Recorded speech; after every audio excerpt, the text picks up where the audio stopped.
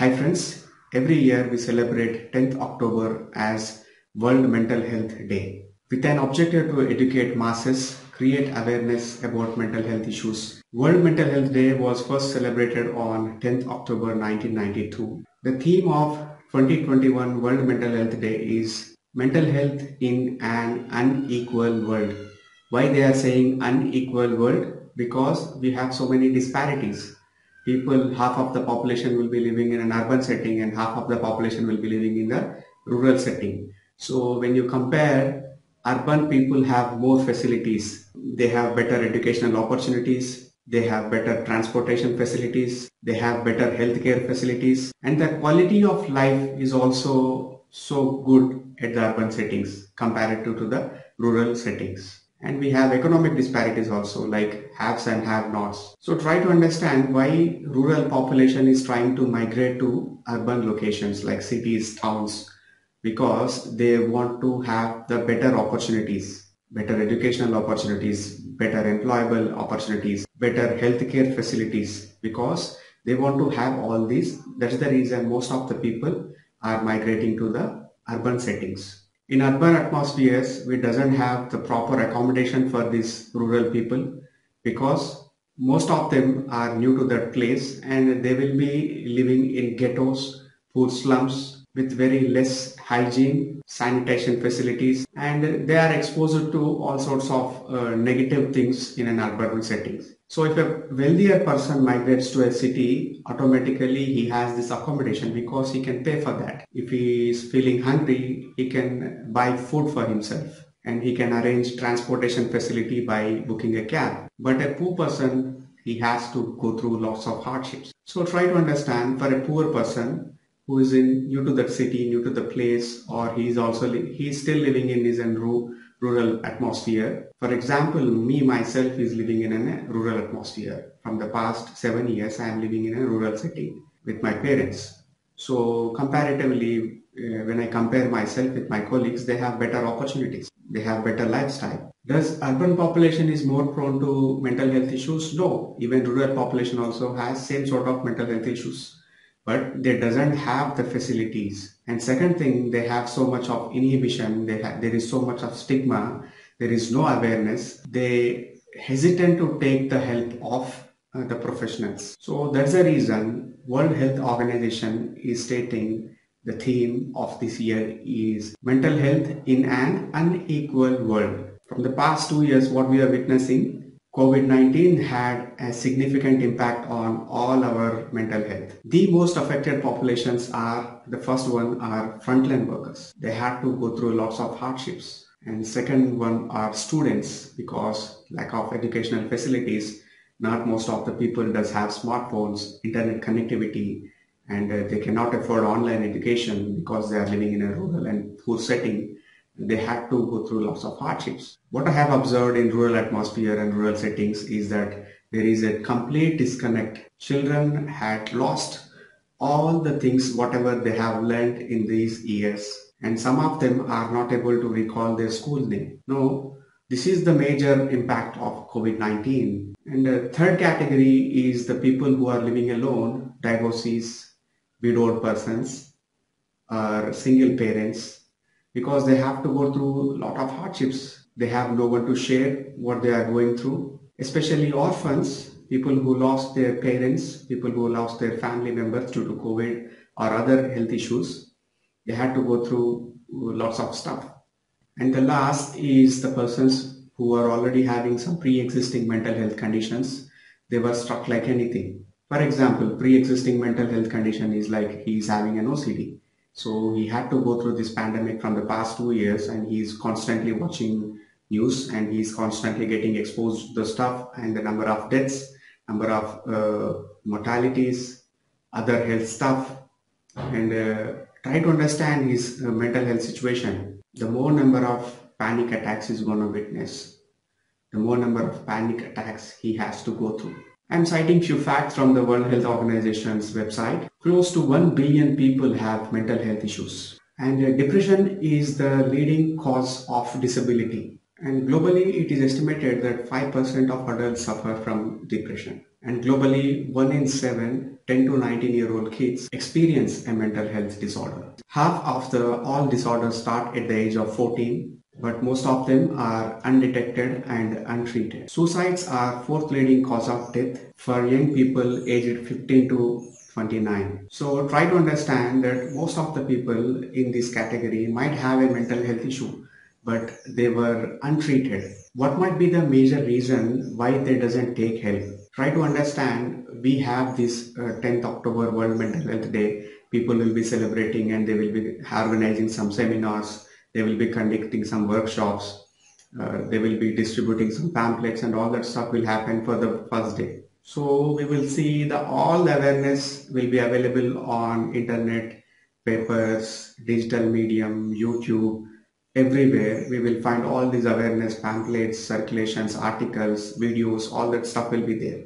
But what about the rest of the days? Mental health should be a priority 365 days, 24 by 7. So most of the people have so many doubts about mental health issues. So how come they start and what are the main causes? Like the most important causes of mental health issues are two types. One is biological factors and second one is psychosocial factors. So we will discuss about the biological factors. First one is heredity.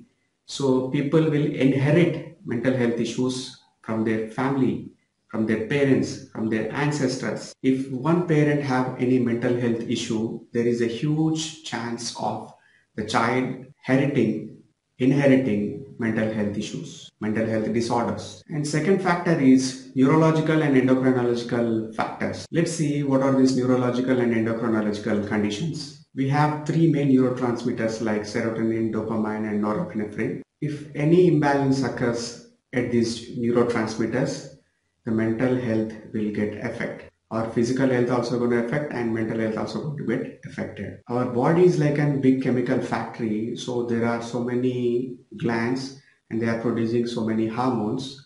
If they produce more, we will have problems. If they produce less, we will have problems. So the homeostasis of our health depends on neurological and endocrinological conditions. And the second factor is psychosocial issues. Like psychosocial issues means what? Like childhood abuse, neglect by the parents. If the child is brought up in a dysfunctional family where the parents always shout at each other, they physically abuse each other. If the child is not given proper care at the formative days, like under 7 years of age is a very crucial time for the child. So at that point of time, if the mother is not taking care of the child properly, if the family is not taking care of the child properly, so there is a great chance of seeing mental health issues in future. Sudden changes in lives like divorcing, breakups, loss of job, death of a family member, living and working in a toxic environment might lead to mental health issues. In some cases, we can understand and we can observe that relationship issues like abusive partner, abusive wife and abusive husband, it also can lead to mental health issues. The parents needs to understand that your child is not a cattle. You have to give proper shelter, proper food, proper care. Along with that, you need to give proper emotional support, the love, warmth. If that's missing in that person's life, obviously the child will might develop an antisocial personality disorder and you might see them indulging in some sort of substance abuse. Why these celebrity kids, why do they go for the drugs? They have all the luxuries, whatever they want to have, all the facilities they have. So what is the main reason why they are indulging in drugs? Try to understand celebrities, they have all the facilities, but they don't have that warmth, care, love, time for the children. So that's the reason most of the people, most of the children, what they do is they want to escape from the world. They want to escape from this reality. They want to go to the high. They want to experience the bliss. They are not getting what they want from the parents, what they want from the family, what they want from the society, because everybody is treating them like special people. That's the reason they want to experience out of the world phenomena, euphorias, ecstasies. So that's the reason most of these kids, they go for drugs, substance abuses. You see that substance abuse is also one of the mental health issue. Society will judge them on morality and moral basis, but it's an mental health issue. Most of the people you might have seen in media that the number of divorces have increased. Pandemic contributed in a number of divorces. So many people lost their jobs and not everyone having savings and not everyone had that emotional quotient to deal with the people when they are stuck at one place. They cannot go out and they have to spend the time 24 by 7 with those people. It did a great damage. People often ask what we can do. We are like victims. So we are so poor people and we cannot do anything. What we can do? So often what I say is that take charge of your life. Have a good healthy lifestyle. Have a proper nutritious food. Have a routine. Do workout. Stick to a routine. Try to improve your physical activity. A simple act of walking can improve your mental health. You just have to start. People expect they need some mentor like a guide or teacher who can push them to do a work, who can push them to their limits. But in this busy and hectic world, it is hard to find good mentors, good people, good teachers, good caregivers. Try to understand how many family members do you can rate they are good to you. Just think about it. If you find changes in your sleep pattern, and your appetite, if you notice constant heart palpitations and you are going through constant mood swings, if you notice any suicidal thoughts or negative thoughts running at the back of your mind, please consult a psychiatrist or talk to a psychologist. Try to unburden your emotional baggage by talking to your dear ones, your family members, your loved ones. Try to inculcate like simple activities like walking, being with the good souls, listening to a soothing music also can help. And living close to the nature also can give a great results. So why constantly saying like you have to walk? Just try it. Try to walk. Try to walk in a park. Try to walk close to nature. While you are walking, you might see someone, a familiar person, and you can say hi to them or just smile to them or give a shake hand to them. So it is going to increase your social interaction. You might notice that some people are always friendly and they are ready to talk and they are ready to listen. If you are traveling in a bus, the co-passenger might want to talk to you, might want to share some sort of feelings, what's going in his heart. So what's the reason why that guy is trying to do that? So he's trying to unburden. He's trying to unburden the emotional baggage. It doesn't cost anything, no? You can also do that. If you feel discomfortable talking to strangers, talk to a therapist, talk to a psychologist, talk to a psychiatrist, talk to a mental health professional, or talk to your relatives, your parents. Understand, in this world, nobody is going to help you. You have to ask for help. Help yourself by asking for help. Because of the stigma attached to the mental health issues, most of the people, they doesn't ask for help. Even they doesn't want to talk also. In 2009, Supreme Court has given an order saying that every school and every college, every institution need a psychologist or a counselor in order to provide counseling services for the children, students studying at their premises. Try to understand how many institutions do have a psychologist in the institution.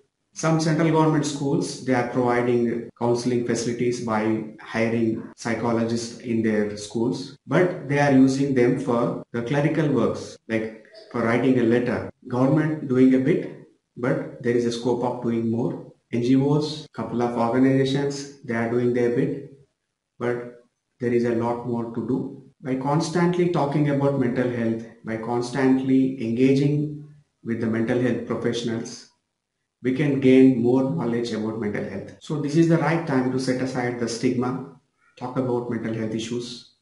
If you are going through a bad patch, talk to a counselor, talk to a psychiatrist, talk to a friend, talk. Why? Why I'm saying all this stuff? Try to understand, nobody is going to help you. You have to help yourself by asking for help. Then only you're going to get the help. So this is it, friends. Take care of your families. Take care of yourself. Have a nice day. Stay strong. Stay safe. Namaste.